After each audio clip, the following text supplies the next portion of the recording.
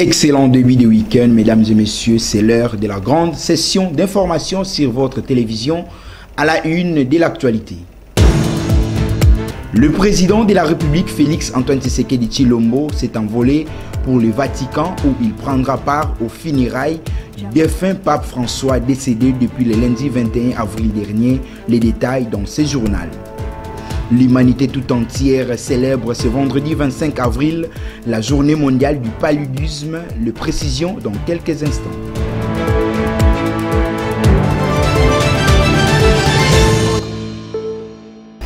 Une fois de plus, bienvenue à ce journal d'entrée des jeux. Décès du pape François, parlons-en. Le chef de l'État, Félix Antoine Tshisekedi Tshilombo, s'est envolé ce vendredi 25 avril 2025 pour le Vatican où il prendra part aux funérailles du souverain pontife qui auront lieu ce samedi 26 avril à la place Basilique Saint-Pierre de la Cité du Vatican, peut-on lire dans ces communiqués émanant de la présidence de la République. Dans son allocution, le président Félix Antoine Tshisekedi Tshilombo a martelé sur l'importance d'une réforme équitable et juste tout en promettant de veiller personnellement à sa mise en œuvre, allais-je dire. C'était lors de la cérémonie de lancement des travaux de l'élaboration de la nouvelle politique salariale des agents et fonctionnaires de l'État. Suivez. C'est avec une conviction profonde et un engagement sans faille que je m'adresse à vous ce jour, à l'occasion du lancement officiel des travaux d'élaboration de la nouvelle politique salariale des agents publics de notre chère République démocratique du Congo. Nous traversons une étape décisive de notre histoire. Tandis que l'Est de notre pays fait face à une agression inacceptable, menaçant la sécurité et la dignité de nos compatriotes, une autre bataille, non moins essentielle, s'engage ici, celle de la justice sociale, de la valorisation de nos fonctionnaires et de la modernisation de notre administration publique. Ces luttes, bien que différentes dans leur forme, partagent une même finalité: construire un Congo fort, uni, prospère, où chaque citoyen vit dans la paix, la dignité et l'équité. Restons toujours dans ces registres. Une paix durable se dessine dans l'Est de la RDC.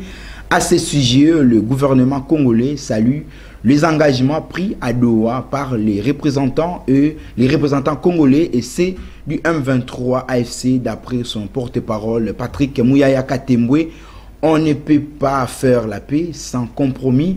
C'est ce qui ressort le jeudi 24 avril dernier lors du briefing presse animé conjointement avec le ministre de l'Aménagement du Territoire, Guy Luando Mboyo. Regardez. Alors, j'ai vu aussi beaucoup de questions être soulevées sur la question du dialogue. Les dialogues dont il est question ici, c'est les dialogues entre les signataires de la déclaration conjointe, à savoir les experts du gouvernement et les M23 autour de la médiation qatari.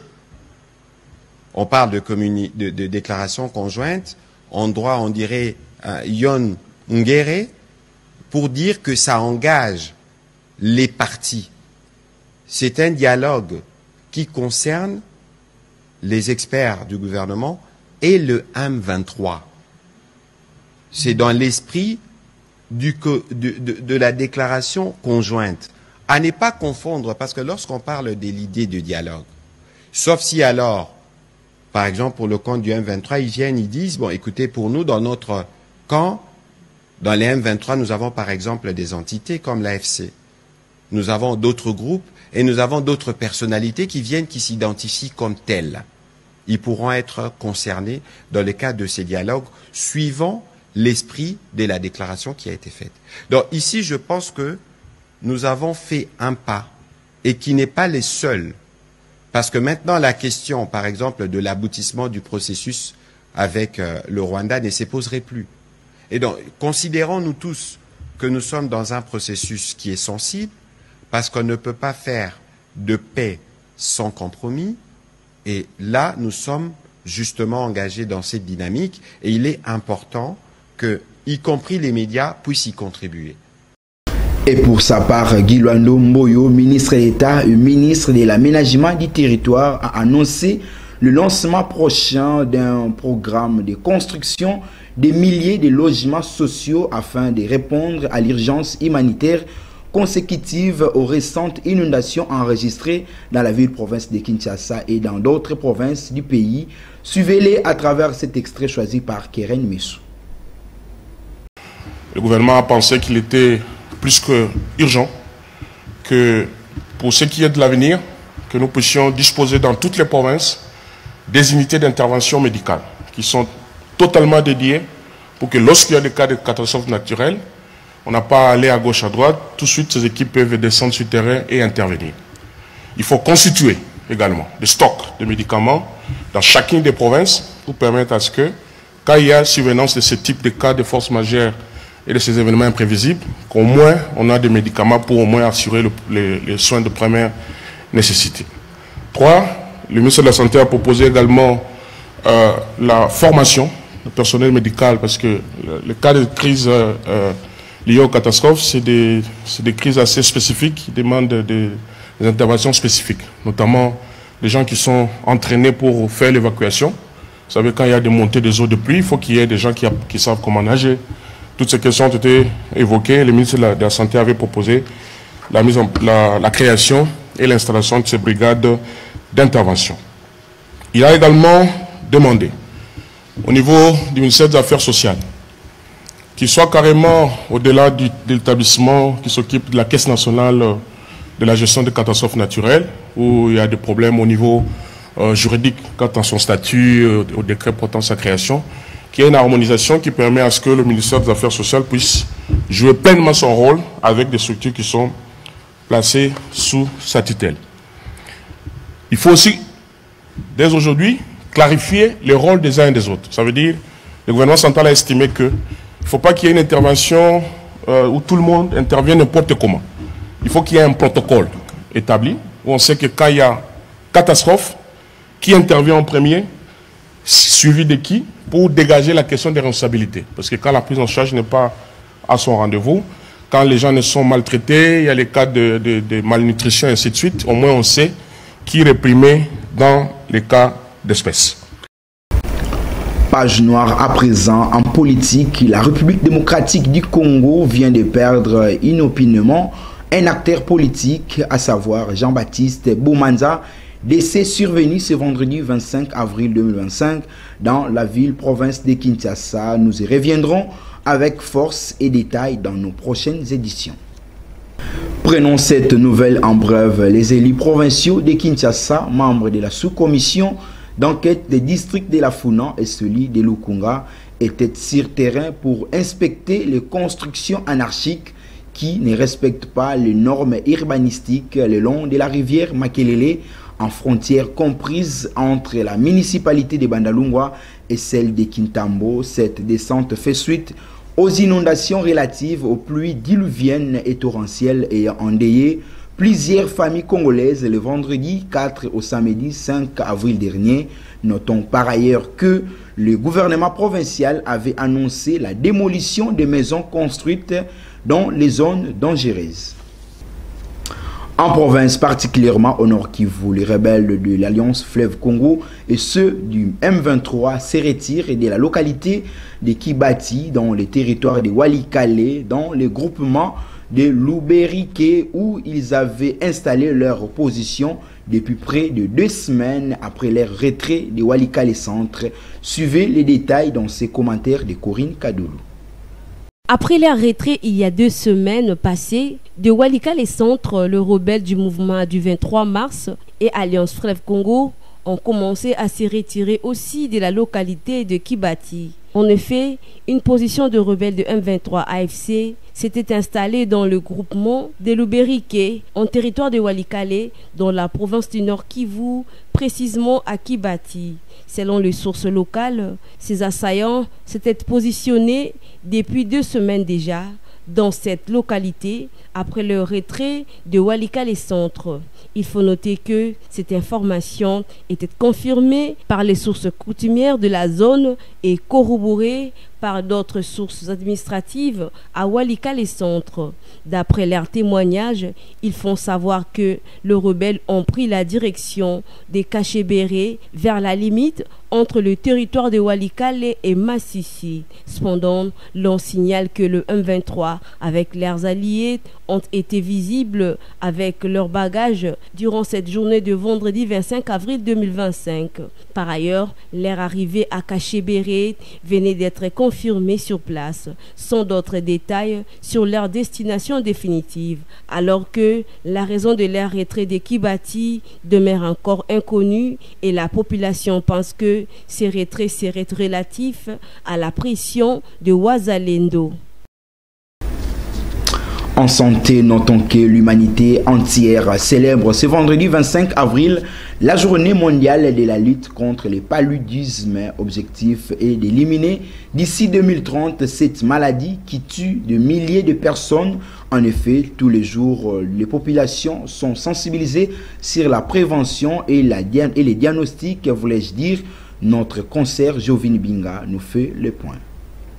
Le paludisme est considéré aujourd'hui comme une menace pour la santé et tue un enfant chaque minute et plus de 3000 personnes tous les jours en Afrique subsaharienne, au sud-est de l'Asie, dans l'est de la Méditerranée et à l'ouest du Pacifique.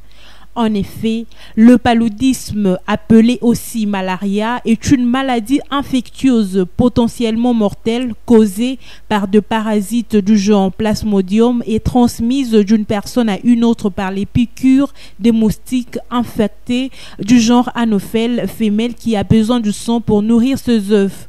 Afin de lutter contre cette maladie, la date du 25 avril a été choisie pour sensibiliser les populations sur la nécessité d'investissement continu et d'un engagement politique durable en faveur de la prévention existante contre la charge de morbidité, mais aussi favoriser l'accès aux traitements et aux soins.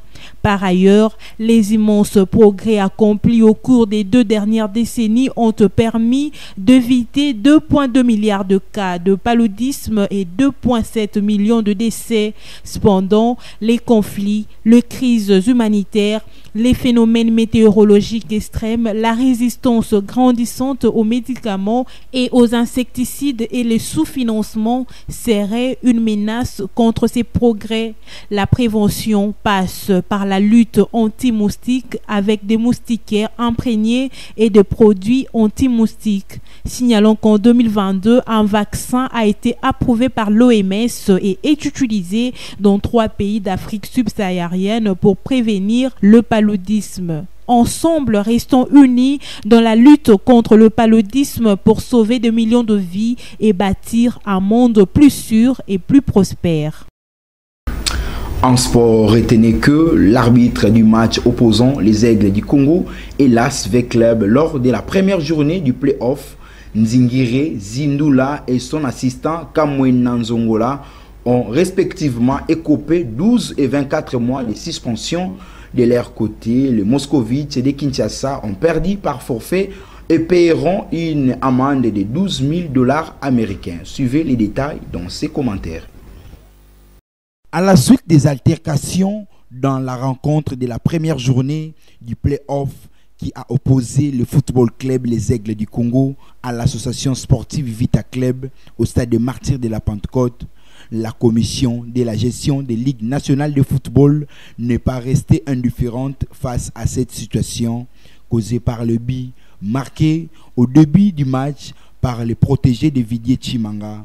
Après la suspension du résultat de la rencontre par la Linafoot, V-Club encaisse une défaite par forfait et est sommé de payer une amende de 12 000 $ américains et la réparation de biens endommagés au stade, Ainsi, le club vert noir de Kinshasa jouera ses 3 prochains matchs en huis clos. Une décision émanant de la Ligue nationale de football. Quant aux officiels du match sont également sanctionnés pour leur décision. L'arbitre central de cette rencontre, Nzingire Zindula, frappé de 12 mois hors sifflet, et l'assistant Kamwena Nzongola a écopé le double, soit 24 mois de sa collègue. Par ailleurs, le Daring Club Motema Pembe a reçu son entrée au play-off le jeudi dernier face à l'Académie Club Rangers au stade de Martyrs de la Pentecôte, soldé par une note de 3-2 en faveur des Immaculés de Kinshasa qui joueront le tout-puissant Mazembe en deuxième journée ce week-end à Kinshasa. Parlons cette fois-ci de valeurs nutritives. Que savez-vous de l'ananas? Découvrons ensemble dans ces commentaires de notre Rite Mboa. L'ananas est connu principalement pour son fruit comestible, qui est en réalité un fruit composé. Il se cuisine aussi bien dans les desserts que dans le plat sucré-salé. Riche en vitamines et minéraux, il apporte une multitude de bienfaits pour la santé. L'ananas est hydratant, rafraîchissant, de sa très grande richesse en eau. Il est anti-inflammatoire et analgésique. Il a un bon pouvoir antioxydant. Ils peuvent contribuer à prévenir l'apparition de plusieurs maladies, entre autres le cancer, les maladies cardiovasculaires et diverses maladies chroniques, en neutralisant le radicaux libre du corps. Il est une source de manganèse et de cuivre. Il est riche en vitamines B1, B6, C, vitamine A, les folades, les fer, les sodium, les calcium, les potassium. Il favorise la circulation sanguine et diminue le risque de maladies cardiovasculaires. L'ananas a une action bénéfique sur la digestion de protéines et non de graisses, contrairement aux idées reçues grâce à la broméline qu'il contient. Avant de mettre terme à ces rendez-vous d'information, votre rédaction vous propose la belle sélection des journaux parus ce vendredi 25 avril dans la mégapole quinoise. Retrouvez de plus amples détails à travers ces timbres vocaux de Corinne Kadoulou. Nous voici à la fin de la semaine, mais également sur le tout dernier numéro de cette rubrique consacrée à la lecture de journaux. Démarrons par les quotidiens Forum des As qui titre à la une « Alinguete boude les instructions de Félix Tshisekedi ».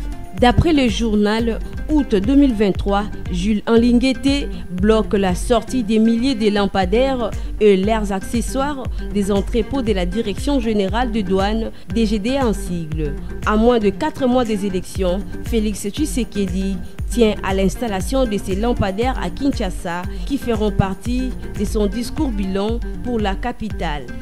Quant au quotidien Tempête des tropiques, ces derniers titrent en gros « Accord de Doha, vigilance tous azimuts ».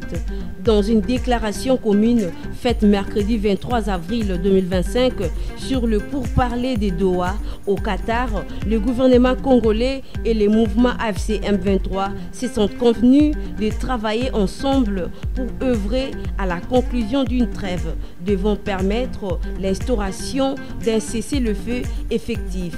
À cette occasion, les deux parties ont réaffirmé leur engagement. Pour sa part, le quotidien Observateur souligne la RDC perd un grand défenseur de sa cause. Les papes François, 267e successeur de Pierre et chef de l'église catholique roumaine, ont rendu l'âme lundi 21 avril dernier à l'âge de 88 ans. Croyants catholiques et non catholiques de tous les coins du monde lui rendent des hommages et reconnaît en lui un homme plein d'humanité. Durant son bref pontificat de 12 ans, il a montré à la face du monde qu'il était un fervent et infatigable artisan de la paix et un berger très proche de pauvres. D'après les tri hebdomadaires Africa News, Salaire, Tshisekedi ordonne une nouvelle politique. C'est celui-là, les titres bombardés à son avant-plan.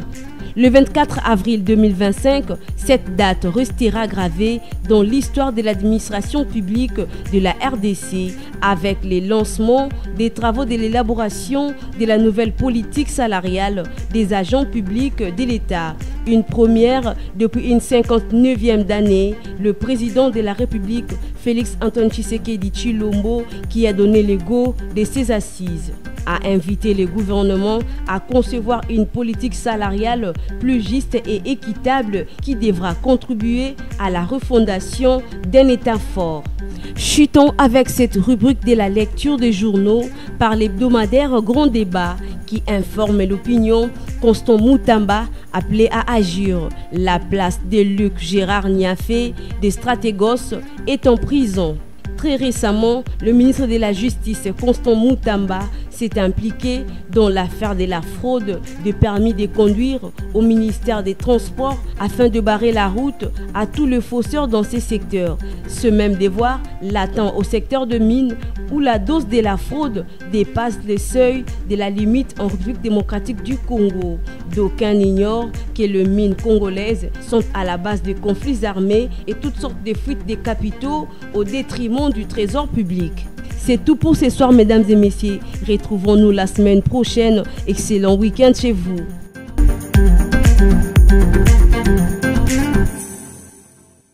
Ainsi prend fin ce journal télévisé. Bien avant de vous quitter, place au rappel des titres.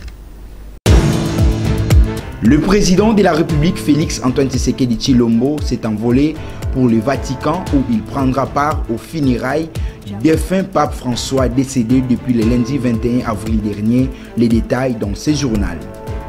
L'humanité tout entière célèbre ce vendredi 25 avril la journée mondiale du paludisme. Les précisions dans quelques instants.